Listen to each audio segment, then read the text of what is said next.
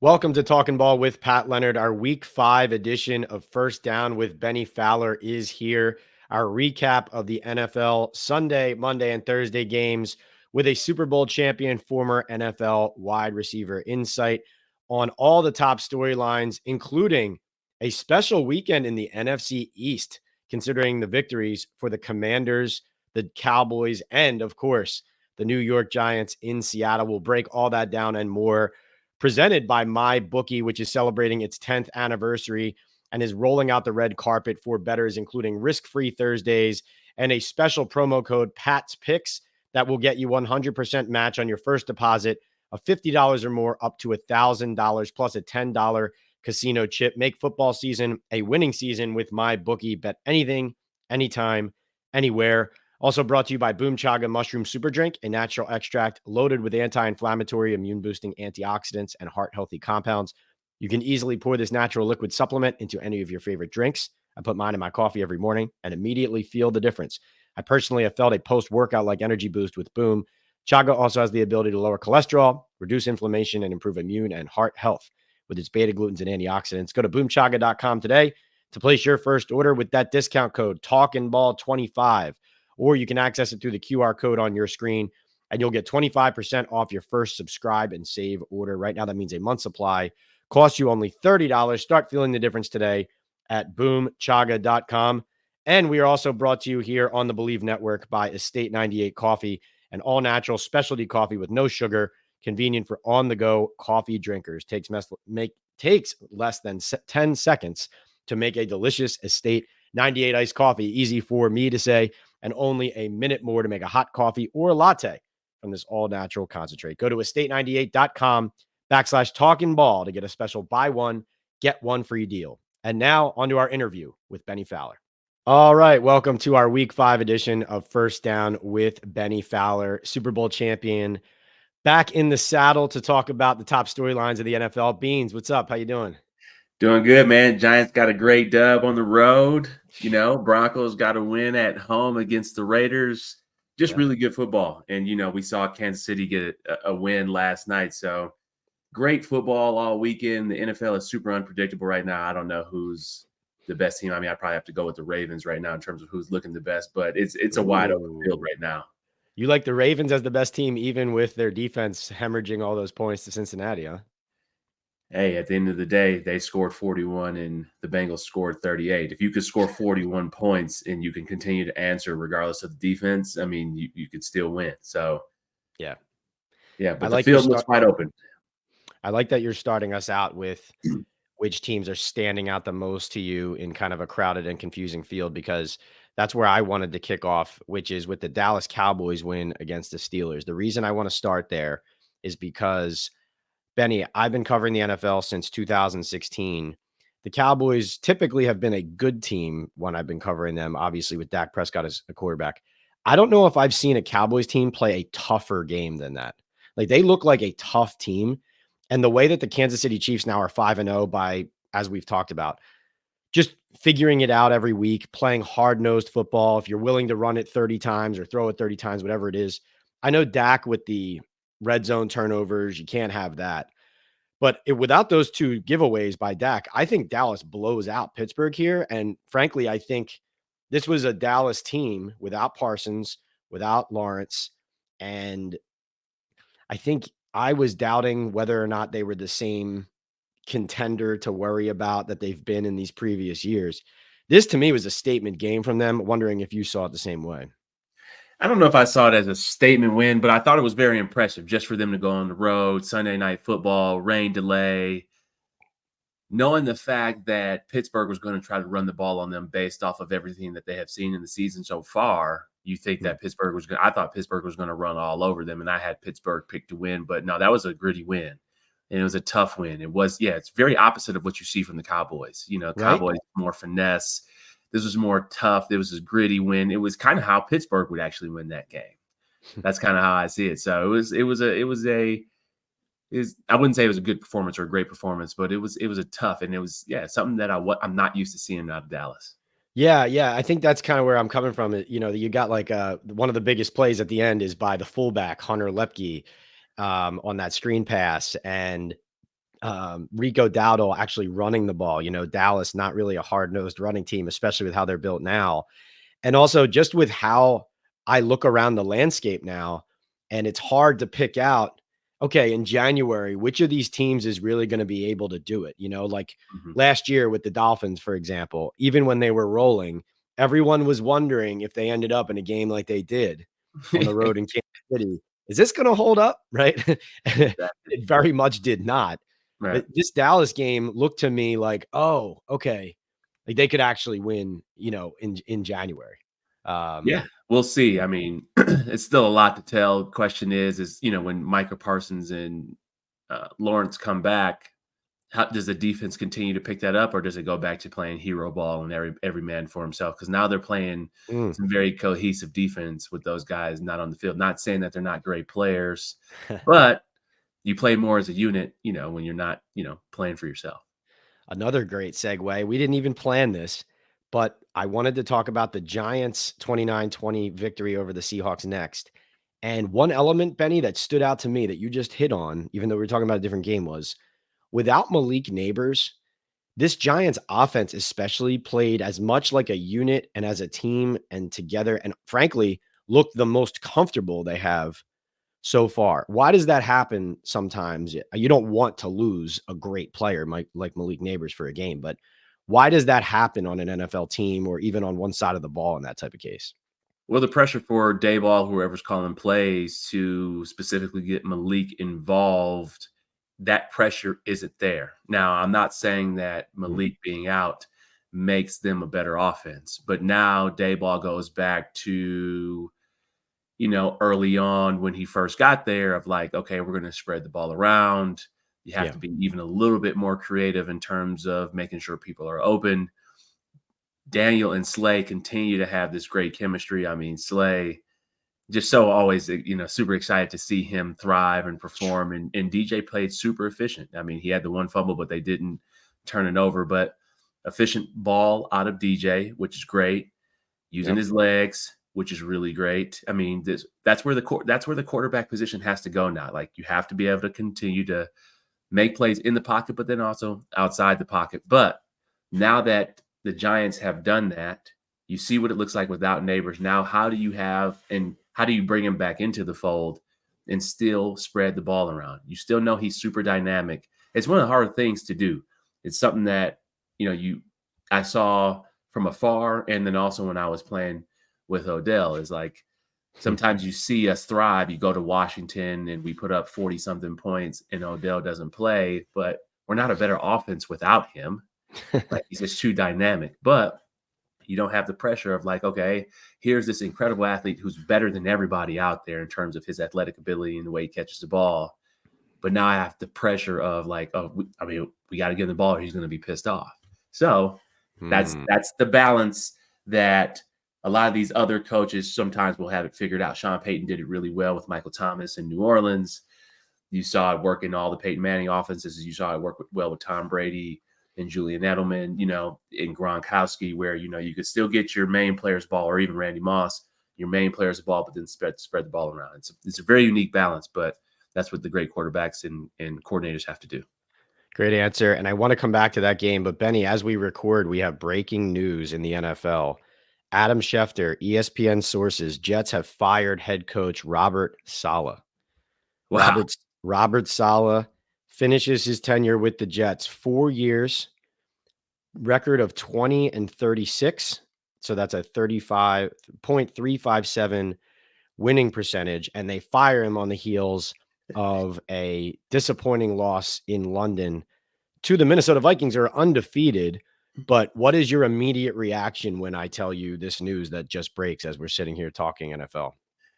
He's the scapegoat for Aaron Rodgers' average play right now. He's the scapegoat for it, and they want to blame him. But that's just ridiculous in terms of him being fired and them. There's still 12 games left to play, so now you're Right. going to bring in an interim head coach to try to figure this out. But Robert Saleh installed that defense. That defense is his, and he knows that defense in and out. And that defense is playing damn good football. So That's a great point. that's my initial reaction. I mean, is BS in terms of that. But hey, we'll see where it goes. Now the Jets will probably get super excited and have a week of super high energy. You know how we saw Carolina do it, and then they'll go back to being themselves. Right now, they're just not a good team right now offensively.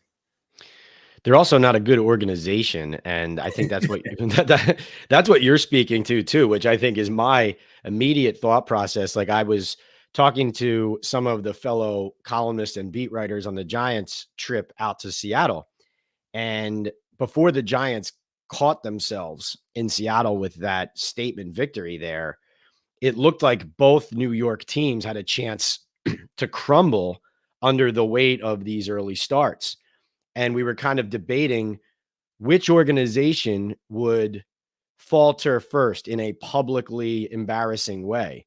And even though the Giants had really started poorly here, it's hard not to say the Jets because of their history and also because of how Woody Johnson meddles so much that like you have a general manager in Joe Douglas who has to go to Woody Johnson for approval to get all these checks signed if he wants to go sign an extra player.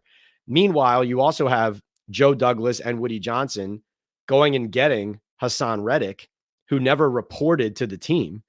So that is a personnel decision that backfired in an explosive and disastrous manner. Saleh's defense is still playing well without Hassan Reddick even in the building, while they let Bryce Huff go to Philly in free agency, where he's a much worse fit than he was as a supplemental pass rusher with the Jets. And I'm fired up here, Benny. The other thing is, you and I both watched Aaron Rodgers be essentially the reason they lost the game to the Vikings. Mm-hmm. Like he threw, I think it was 2 bad interceptions, and then that throw at the end where he misses Garrett Wilson down the right sideline out of bounds, that was a touchdown. Yeah. And the other thing is this, Benny, and I'll close on this. I want to know if you see this as well. Rodgers, after the game, essentially indirectly and passively put mistakes like that on other people. Like, for example, I think he said Garrett Wilson either slipped on that route or on another route or something. Like, he's not even taking accountability for what this looks like. I guess Jeff Ulbrich, the defensive coordinator, would step in and be the interim head coach. That would be my guess. We probably see that come down in a minute here, but what do you think about yes, it will be Jeff Ulbrich. He will be the interim head coach for the Jets. So what do you think about the idea of Rodgers not showing accountability and then the organization kind of enabling or supporting that? Where does that put the rest of the locker room 2 weeks from now, 3 weeks from now? 3 weeks from now, if they continue to play bad, watch all if more stuff is going to come out, pointing fingers. I've been in some shitty situations like this before. Some of my teams in New York where, all right, the season, it kind of gets away from us. And then now all hell is breaking loose. People are getting cut. They're bringing in young people. They don't care about winning. They don't care about the culture anymore. So it could become very toxic very fast. If I'm Devontae Adams, I don't know if I want to come here now. I mean, you lost the head coach, bringing an interim head coach, which means to me, Rodgers is going to be the coach and going to be dictating how everything goes. And we've already saw how that's been working out for people. So, and working out for the Jets organization. So, it's just going to be tough. I don't know if this guy has any head coaching experience at all. And now, he's a defensive coordinator. Who's going to be calling the defensive plays? Yeah. But, Robert Saleh right now is probably, he's upset that he lost his job, but he's going to wake up with a lot less stress tomorrow and probably go get a consulting job or consult with the 49ers or whoever's playing the Jets over the rest of the season. He might be on a golf course right now. Yeah, 100%. He might have gone right to the golf course, like, finally, thank the Lord. I mean, you think about, and this is one of the difference between great teams in the NFL and just average organizations. There's a reason why the Jets have been the Jets over, I don't know how many years, but you think about where Robert Saleh came from, a great foundation in the 49ers with their ownership, John Lynch being the GM, Kyle being the head coach, and Robert being able to operate from a place of strength. That's what he's used to coming from. And then you now join an organization where you just talked about Woody Johnson have to sign off on everything, Joe Douglas not having that relationship with the owner, and then now that relationship also permeates down to the head coach, and there's just not that fluidity, that continuity, and a real culture there, and you get average or shitty football. So it's a tough situation. When you were in situations like this, how early before, or how many weeks, let's say, before the firings or those decisions come down and they happen, how much earlier do the players and does the locker room know it's there? You don't really know until you see something like this. So, I mean, this is super dramatic. And I only had one head coach, or had an offensive coordinator fired my last year in Denver, like early in the season. And then I don't think I ever had a head coach fired, yeah, Hmm. on any of the teams Like that I this was a part early. of. So, but you knew that things were going to start getting shaken up. You see veteran players get cut, or people like myself, where it's just like, okay, like I know I'm a good player, I'm not doing anything wrong, but now I've been cut twice in the same season, and it has nothing to do with play. It's more about the direction of the organization. So, from a player perspective, you'll start to see it. You won't see it till, I would say, the end of October, early November, where it's like, okay, playoffs are Hmm. out of control. Now every man for himself. It's all about stats. It's not about wins as a player. Got interesting. Yeah, right. Because if you start to see as a player that the organization isn't looking out for the picture you thought you guys all were together, now it's like, well, I got to protect myself, right? I've got to protect my career or get mine or whatever it is, right? Yep, Depending or on the stay guy. out of the way. Don't get injured. Get your off-season plans ready. Mid to late December. See where you're going on vacation. Ship your cars back. But we're not there yet for the Jets. But it's not looking good. Ship the cars back. Yeah, it's a good image. I will say this about Salah, in a critical and negative way is, well, two things. One, I felt like you're right. The defense is his. That's really what he brought here. And the defense has always been good. Head coach wise, when they have needed direction, guidance, and solutions in games, he frequently looks like a bystander and not a problem solver. So that's, I feel like I would throw him in the bucket of many other coaches who are good coordinators and not good head coaches. And the other thing about Salah, I would say is anecdotally, Benny, like every, well, he was here for 4 seasons or 3 full seasons. In at least 2 of the seasons, he was the head coach of the Jets. By the time they got to late November, early December, what you're talking about, I would hear random comments from people connected to the Jets or in the league who had talked to someone with the Jets, and they would say something along the lines of, "Man, have you talked to anyone at the Jets? I hear it's a mess over there." Like Yeah.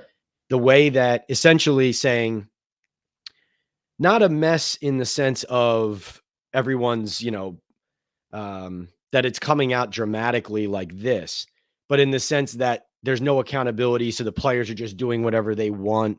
There's no checks and balances, right? Everybody knows that it's every man for himself and that there's no structure at the end of those seasons from Salah, from the staff, from the organization. So in that vein, this doesn't surprise me. And I think it was probably coming. Um, That doesn't start with Salah, though. That starts with the ownership, and then that yeah. starts with the GM and the front office staff and the scouting and the player personnel, and also Robert Saleh. And Mm, then, Nathaniel Hackett being the OC. I mean, he got fired from Denver here or in mhm. the middle of the season for that. But when you have a quarterback like an Aaron Rodgers, who's an incredible talent, one of the best throwers and one of the best players I've ever played against and ever seen, but when he comes in there and dictates everything, it becomes a player ran building. And he is, he's an up and down person in terms of his personality and how he approaches people. And that push now early on in the season, I don't know if it was game 1 or game 2, the game at home, that push to Robert Saleh. Now it's just that shows, oh, your relationship was never good, and he undermined you. He didn't respect you in terms of a leader, and here we are. But That's a great point. Yeah, that photo of him pushing him away as Salah went in for a hug and looking at him like, "What do you think you're doing?" That is the lasting image from this. I know we're not at this moment and we're not going to be here for a little bit, but next year, Jets searching for a head coach is Bill Belichick, who once left the Jets at the altar, wrote on a napkin, I think it was, resigning as the head coach of NYJ, and who hates the Jets Yeah. based on all of his time with the New England Patriots, beating on them and all that.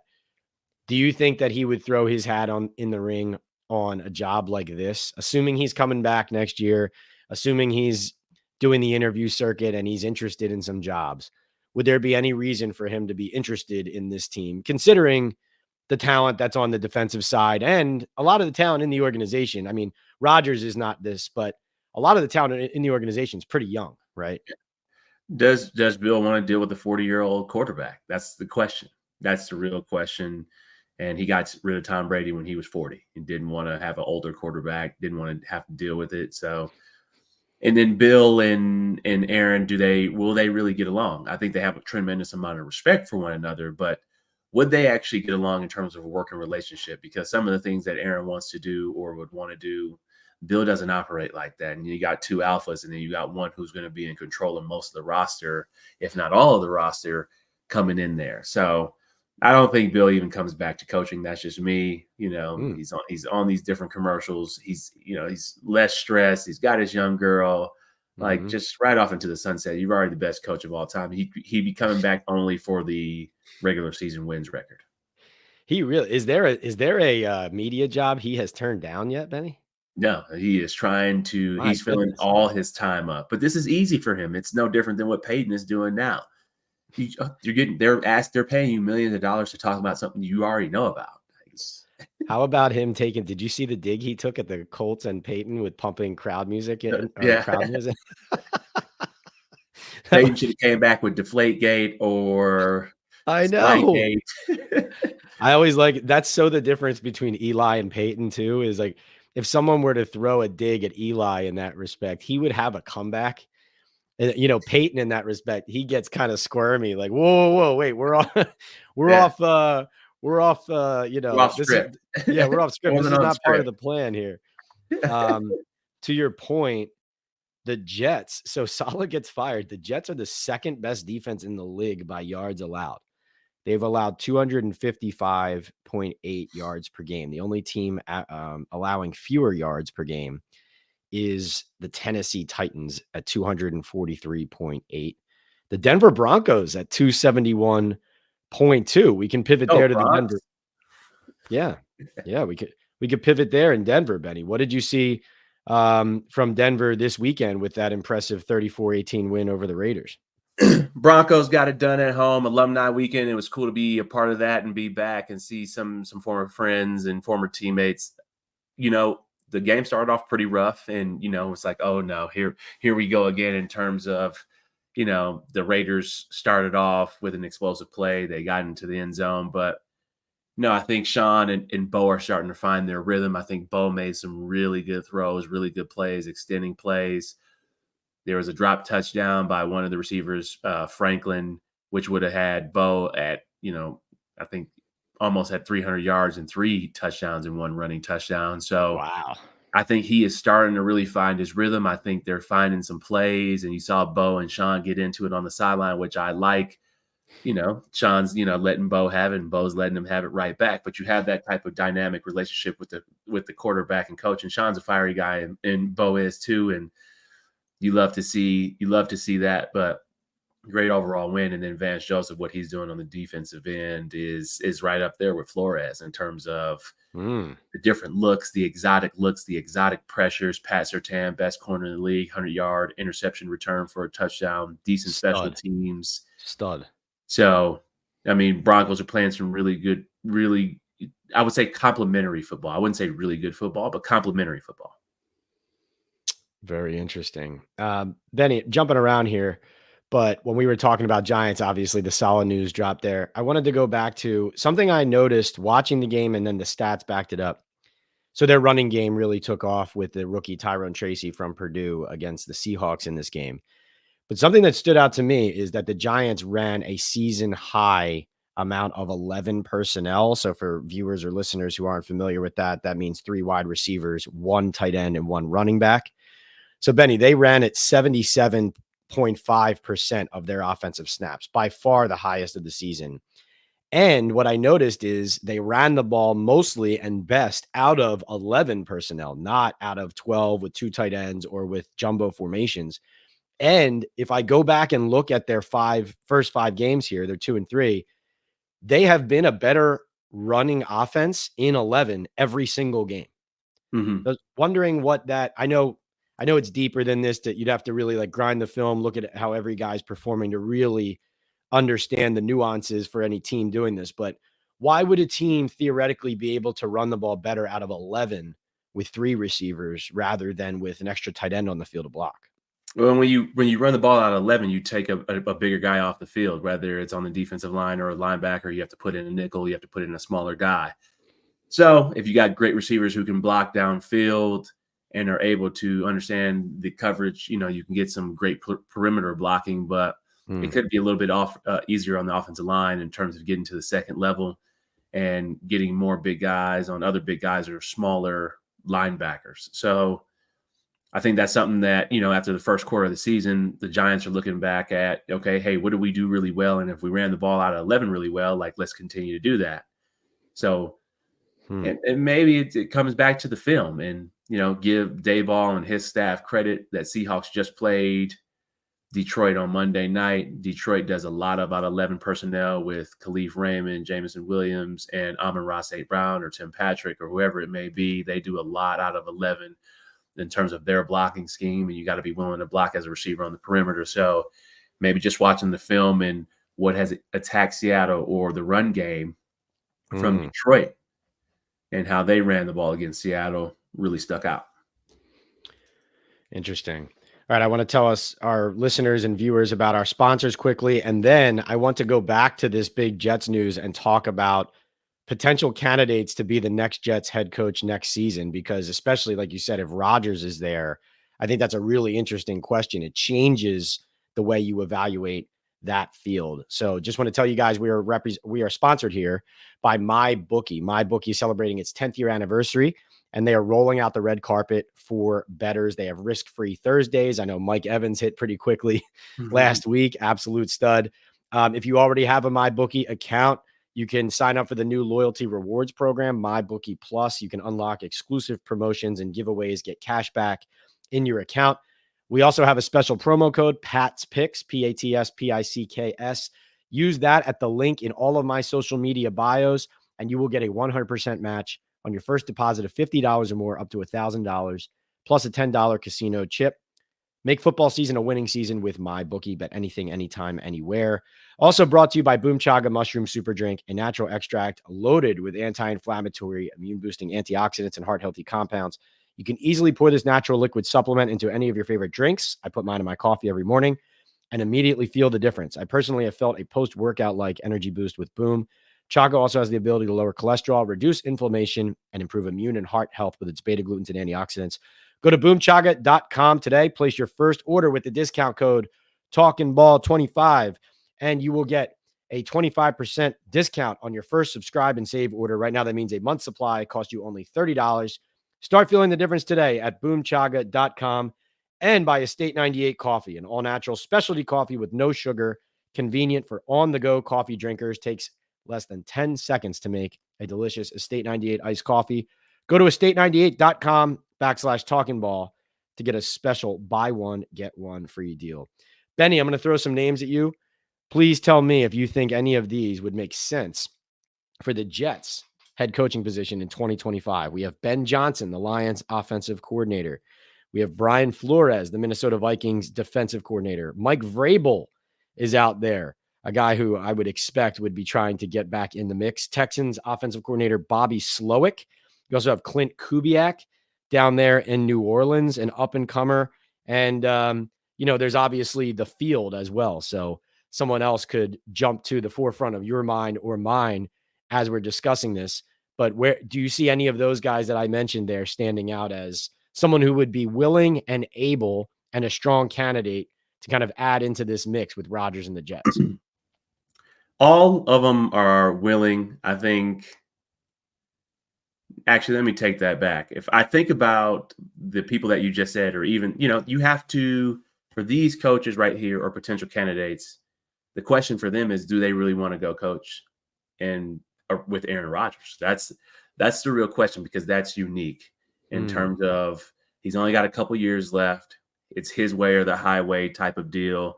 Do you want to go coach this guy? It's you know, it's not the most ideal situation in terms of him being young and then the attitude, or him undermining, like, a Ben Johnson who has a Jared Goff, and they're on the same page. Bobby Slowick, like, would you want to go? Yeah, you get your head coaching opportunity, but you're leaving CJ Stroud, who is young and an upcoming player, incredible mm. culture with D'Amico Ryans. Brian Flores, you've done the head coaching thing before. Do you want to just continue to thrive as a coordinator? So these are the questions that are, do they want to leave the situation, the great situation that they're in? Number one, to come to the toughest media market. Number two, will there be alignment with the owner, GM, and then me stepping in as a head coach? And then also, what will my relationship with Aaron Rodgers be? You can't come in here and then, wipe the slate clean and really build a foundation, because Aaron's going to want to say in everything. And you're going to be like, yo, leave me alone. My job is already tough enough. So it really just depends. I'm talking all these coaches out of it, to be honest. Yeah, what's funny? Prior to Aaron Rodgers becoming a Jet, I heard from at least two different candidates who said that during their interview processes when they were candidates, this was within, I would say, the window of 20, what it would have been when Saleh got the job. So during that cycle, I heard from at least two candidates who said that they were advised not to interview with the Jets at all. And these are guys who were not head coaches prior. Mhm. So to your point, most of these guys are willing to take a head coaching job because they all want to be an NFL head coach. And if it's available, if you say no, you might not ever get offered it again, right? Yeah, So it really is an amazing thing for someone's agent, let's say, to say, you probably shouldn't take this interview if the Jets want to interview for your head coaching position. But that's the that's the type of organization you're looking at. Not to mention, with Rodgers in the mix, like you make a great point. Do I want to go somewhere where the expectation is not only win or else, but do what Aaron wants or else? yeah. And then once I'm out of there, where does my career stand? How do people view me? They probably view me with the stink of the Jets on me, right? I mean, how could they not? 100%. I view the Jets job and the Carolina job in almost the same light. Like, you just don't want to play for those ownership groups or those organizations, because it's not the players or the people in the locker room or even the coaching staff. It's who you're working for and the resources that you'll have around you. Yeah, I think where as we talk it out, I think you end up with only being able to hire from one of two ends of the opposite spectrums. So in other words, in the middle, let's say there's the Ben Johnsons who are the strong head coaching candidate who you want to hire and build with and give patience and you trust he has a high level of acumen in a certain area that's going to elevate your franchise. Mhm. But take that group out because of the Rodgers dynamic and the Jets dynamic. So that leaves you with, in my opinion, the retread, very experienced head coach who has some cachet and clout and who can stand up to an Aaron Rodgers, or the opposite end, which is like and not to dump on Dave Canales at all, but like the way that the Carolina Panthers is not a job that everyone is just banging on the door to get because they know they could get fired in a year and it's a bad organization. Mhm. So you end up hiring from a pool of lesser known and less experienced. And then that guy is just essentially, Aaron Rodgers is running it and he's just along for the ride. So that almost speaks to Benny, like, they could run back Jeff Ulbrich, their interim head coach this year, if it doesn't go in the tank this year, just to have a familiar face who's going to hand Aaron the keys, right? You could also 100%. find that. I, Yeah. I'd go with I would go with the former. I'd go with an experienced head coach who can tell Rodgers, "Hey, man, shut up." I'd go with a Bill Belichick, or like somebody, bring back like an old face, like a Rex Ryan. Rex Ryan is not going to go for any Mhm. nonsense, and you're not going to tell him what to do, and he's going to let you know straight up, like, you're playing shitty football, and we're not going to do this or we're not going to go for that. So you need somebody to come in there and call the shots. Like, we don't need somebody to come in there and be buddies with Rodgers and like have them have a great relationship and a shitty culture. Rex Ryan. I like that. Now that's a headline maker, Benny. Yeah, You get 100%. Rex Ryan interviewing with the Jets again? Come on now. No interview. He's just coming right in there. Just give him. That would be amazing. That would be very New York and very New York Jets. Yeah. So I'm looking forward to you calling the shot there. Uh, Benny, what else stood out to you this week around the NFL? I mean, the Chiefs go to 5-0. That's your Super Bowl pick. The Commanders go to 4-1 and absolutely spank the Cleveland Browns into submission. And the Houston Texans eke out one against the Bills. Anything else stand out to you league wide? CJ Stroud continues to impress me just in terms of pocket presence, and then the way they did their clock management, end of the game, end of half management. Shout out to D'Amico Ryans and the Houston Texans. They really stick out. I think on the other side of that, the Bills, they need some help. They need some more veteran playmakers. Josh Allen is still incredible, but he has to find that rhythm. He misses Stephon Diggs in terms of that go-to guy. The Ravens are starting to find their rhythm in terms of their play calling. Todd Monken is finding his rhythm, putting 41 points up against the Cincinnati Bengals and getting that win in overtime. Lamar Jackson looks like the MVP right now in terms of his dynamic play. The Bengals, the price is only going up in terms of what you're going to have to pay Jamar Chase. He's literally worth every dollar and some. I mean, just all the stats that he's putting up. And this is with no training camp, by the way. So what an incredible player. Joe Burrow looks really good. Their defense just isn't as good. And when you think about, roster dynamics and things like that, when you lose the safeties that they had and the different players that they had on defense, it's hard to replace those guys. When you think about a Jesse Bates, I forgot who the other safety was, but those guys, when they go other places, you think you can just fill those spots in, but you can't. And it's going to take some time. So I think that's what the Bengals are kind of going through right now. We'll see if they make the playoffs, but that's kind of what's really sticking out. Like, do the Bengals make the playoffs? It looks like the Rams aren't going to be what I thought they were. I mean, Matthew Stafford is still a elite thrower of the football, but they're not playing complimentary football. I think he's turning the ball over in every game this season too. So I forgot who the other teams were that you just said. Oh, Jaden Daniels. Jeez, baby, what a player. What a player. I mean, just incredible in terms of pocket presence, the throws that he's making, the confidence that he has, the continuity that they have. And I do have to give a shout out to Caleb Williams playing some really good football, making some really good throws. Now, it's against Carolina, but I don't care because he's a rookie, and he played really well. And he made some really good throws. He was on time. He was on point. And I didn't see any hero ball.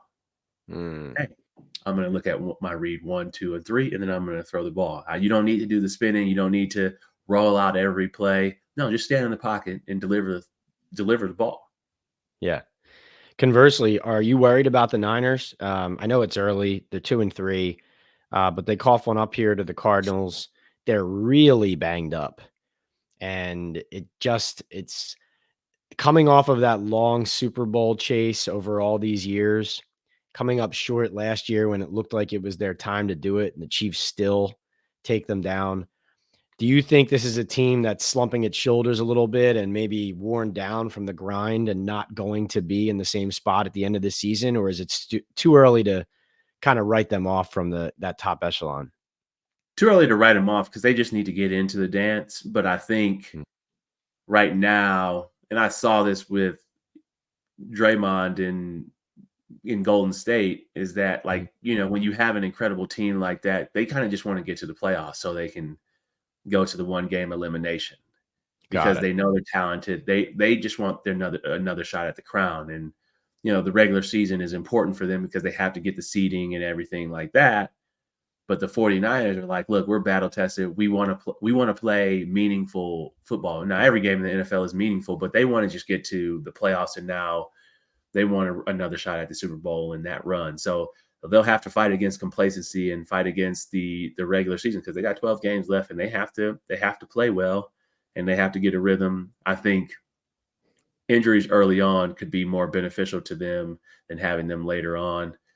maybe having players healthier, and McCaffrey not playing half the season will have him healthy for their push post Thanksgiving. All right. So while we're on the topic of head coaches being fired as well with this Saleh news. So right now, the 1-4 teams in the league are Cleveland, New England, Jacksonville, Cincinnati, LA, and Carolina. So who would the next head coach to possibly be fired be? Could it be Doug Peterson in Jacksonville? Seems like Kevin Stefanski's kind of just doing what ownership wants in Cleveland, and that he has their blessing. So I wouldn't put him there. Gerard Mayo's operation in New England looks like an absolute disaster, but he's in his first season. But anybody stand out to you there? Doug Peterson, in terms of, they just paid Trevor Lawrence. You took him to the playoffs last year. You got a pretty decent roster, and you're not looking good. And, you got your first win against the Colts. That's not, Doug Peterson, I would say, is on the hot seat. But what I wanted to say that I forgot to say is that it is going to be tough for NFL players to get guaranteed contracts, fully guaranteed contracts for a long time, all because of the way Deshaun Watson is playing on his guaranteed deal. Like, this is like, it's ruining it for players in terms of a fully guaranteed deal. Like, you're on the hook now. They're on the hook for 25 and 26, and they know he's not the guy.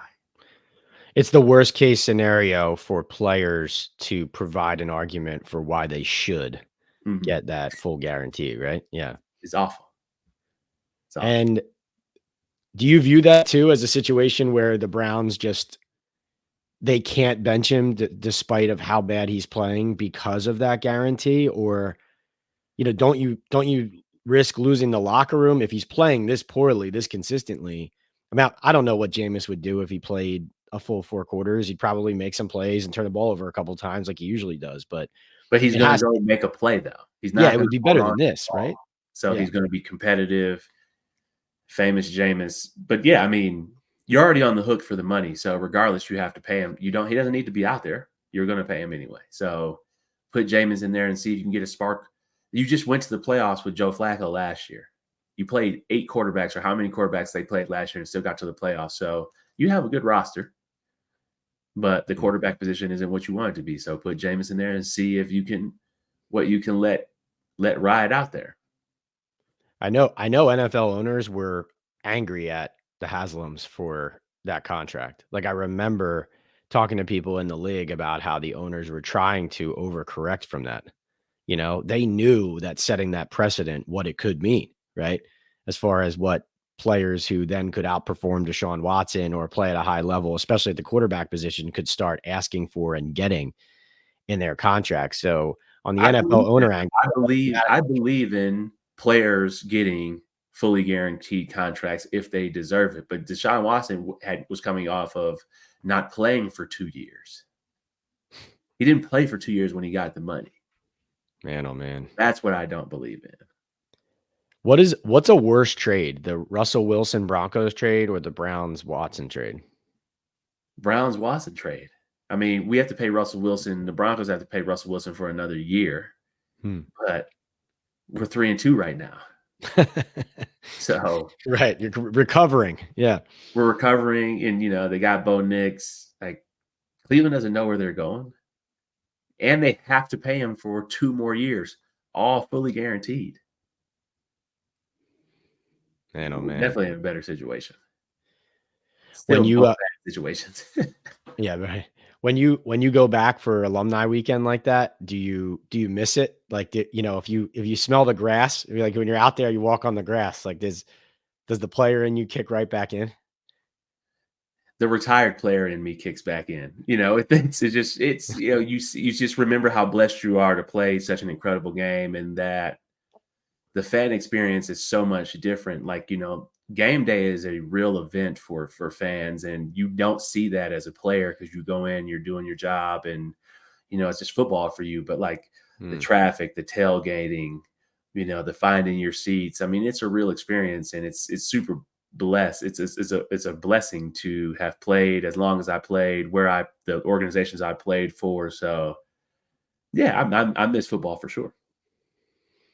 That's awesome. We're grateful that you're on this side of it now, helping us and helping our viewers and listeners dissect the NFL. This has been week 5 edition of First Down with Bennie Fowler, with breaking news mid-show. Kind of turned a little bit into a Jets episode, but that's okay, Bennie, because this has been a lot of fun this week. Thanks again for being here as always. Appreciate you, Pat. That was First Down with Bennie Fowler here on the Talking Ball with Pat Leonard podcast on the Believe Network and on the PL on NFL YouTube channel. Wow, that was cool. Breaking news. Obviously not great for Jets fans or for the Jets organization or for Robert Saleh, but live reactions mid-recording. Always a fun time to be able to get initial and immediate reaction from somebody with such great insight as Bennie, who's been in those locker rooms. So that was an interesting and electric podcast there. We are sponsored here, remember, by MyBookie. 10th year anniversary for MyBookie. They're rolling out the red carpet for bettors, including risk-free Thursdays. MyBookie Plus is their rewards program. Sign up now. The more you play, the more you earn. Use the promo code Pat's Picks, special to our show here on Talking Ball with Pat Leonard. The promo code is Pat's Picks. Go to the link in any of my social media bios. Click on the link. Go to the cashier. Use the promo code Pat's Picks, and you will get a 100% match on your first deposit of $50 or more, all the way up to $1,000, plus a $10 casino chip. Make this football season a winning season with MyBookie. Bet anything, anytime, anywhere. Also brought to you by Boom Chaga Mushroom Super Drink, a natural extract loaded with anti-inflammatory, immune-boosting antioxidants and heart-healthy compounds. You can easily pour this natural liquid supplement into any of your favorite drinks. I put mine in my coffee every morning and immediately feel the difference. I personally have felt a post-workout-like energy boost with Boom. Chaga also has the ability to lower cholesterol, reduce inflammation, and improve immune and heart health with its beta-glucans and antioxidants. Go to boomchaga.com today to place your first order, and if you use the discount code TalkingBall25 or access it through the QR code on your screen, you'll get 25% off your first subscribe and save order. Right now, that means a month's supply costs you only $30. Start feeling the difference today at boomchaga.com. And buy Estate 98 coffee, an all-natural specialty coffee with no sugar, convenient for on-the-go coffee drinkers. It takes me less than 10 seconds to make an Estate 98 iced coffee and only a minute more to make a hot coffee or latte from this all-natural concentrate. Go to estate98.com/talkingball for a special buy one, get one free deal.